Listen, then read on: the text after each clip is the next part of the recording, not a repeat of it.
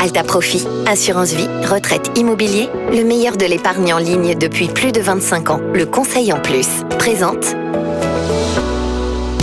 Sud Radio, les incontournables de la gestion de patrimoine, Thomas Binet.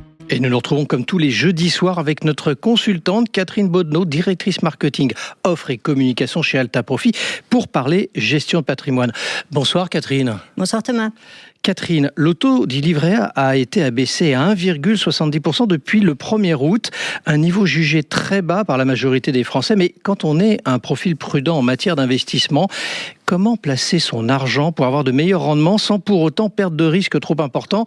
Avez-vous des solutions à nous proposer, Catherine ? Oui, il y en a. Alors tout d'abord, il faut quand même rappeler que le livret A reste utile pour l'épargne de précaution. Donc la question qui se pose ici, c'est au-delà de l'épargne de précaution, qu'est-ce qu'on fait quand on a un profil prudent ? Puisqu'il faut élargir un petit peu ses options, mais tout en gardant toujours la sécurité en ligne de mire. Donc pour moi, la meilleure solution, c'est l'assurance vie avec le fonds en euros, puisqu'avec le fonds en euros, vous allez bénéficier d'une garantie du capital. Ensuite, en termes de rendement, en général, ils sont supérieurs à ceux du livret A. En 2023 et 2024, on a servi du 2,5 ou 2,6% en moyenne, net, mais ce sont bien des moyennes. Donc il y a des contrats qui ont servi plus, qui ont servi du 3%, et en allant chercher les bonifications qui étaient proposées tout au long de l'année, on pouvait aller jusqu'à du 4% net. Alors, est-ce que c'est encore le cas aujourd'hui et peut-on trouver des bonifications et sous quelles conditions d'ailleurs ? Alors oui, il y a encore des bonifications qui sont proposées, qui sont valables jusqu'à la fin de l'année 2025 et qui en général s'appliquent aussi en 2026.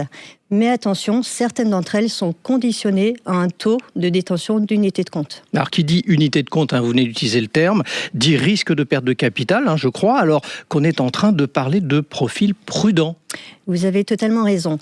Mais quand on parle d'unité de compte, alors oui, il n'y a pas de garantie de capital sur les unités de compte, mais derrière le mot unité de compte, il y a en fait toutes les classes d'actifs. Donc vous allez avoir du monétaire, de l'obligataire, des actions, etc. Donc vous pouvez très bien choisir des classes d'actifs avec peu de risques. Mais alors, là aussi, qui dit peu de risques, dit aussi peu de rendement, si je vous ai bien écouté dans les épisodes précédents, depuis qu'on fait ces chroniques ensemble. Oui, vous avez encore raison, et vous faites bien de le souligner. Alors, vous pouvez très bien investir sur du monétaire. Alors certes, avec du monétaire, vous aurez des rendements équivalents à ceux d'un livret A. Mais ça va vous permettre d'aller déclencher les fameuses bonifications sur les fonds en euros dont je parlais tout à l'heure. Et ensuite, vous pouvez très bien aller sur des fonds obligataires qui vont être gérés activement. Et là, vous pourrez aller chercher du 4%. Donc en fait, il faut être vraiment sélectif dans votre choix d'unité de compte. Donc on peut dynamiser un peu son épargne sans forcément prendre de gros risques, c'est ce que vous nous dites. Exactement. Et il y a une troisième option qu'il faut mentionner, ce sont les produits structurés. Oui. Avec des produits structurés, vous pouvez avoir des produits qui vous offrent une garantie en capital ou au moins une protection du capital à l'échéance du produit. Et donc, ce sont des produits qui vont vous permettre d'aller chercher un peu plus de performance tout en gardant quand même une certaine protection. Donc, c'est la logique du compromis entre sécurité et rendement du coup. Tout à fait. Alors, les fonds structurés avec capital garanti vont vous permettre de rester dans une logique prudente, mais tout en allant chercher un peu plus de performance et donc de ne pas vous contenter de taux très bas. Alors, il faut quand même accepter, il faut le savoir, il faut accepter que votre argent soit immobilisé pendant plusieurs années. D'accord. Alors, on va essayer de se résumer un petit peu sur tout ça. Quelle stratégie, Catherine, recommanderiez-vous pour un profil prudent aujourd'hui ? Pour moi, la clé, c'est vraiment la répartition. D'abord, vous commencez par un matelas de sécurité sur le livret A pour les éventuelles dépenses imprévues. D'accord. Ensuite, vous investissez une partie sur un fonds en euros. Ça va être pour la stabilité à long terme. Et ensuite, on va aller chercher un peu plus de performance en investissant sur des fonds obligataires, sur du monétaire ou sur des produits structurés pour aller chercher un peu plus de performance et ou pour déclencher les bonifications sur les fonds en euros.